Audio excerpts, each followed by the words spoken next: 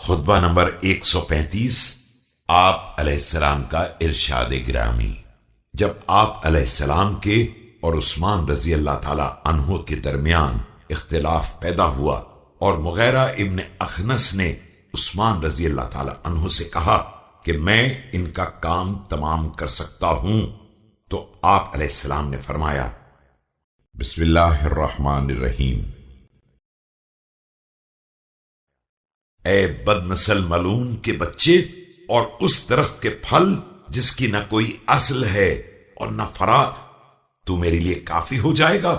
خدا کی قسم، جس کا تو مددگار ہوگا اس کے لیے عزت نہیں ہے، اور جسے تو اٹھائے گا وہ کھڑے ہونے کے قابل نہ ہوگا۔ نکل جا، اللہ تیری منزل کو دور کر دے، جا اپنی کوششیں تمام کر لے، خدا تجھ پر رحم نہ کرے گا اگر تو مجھ پر ترس بھی کھائے۔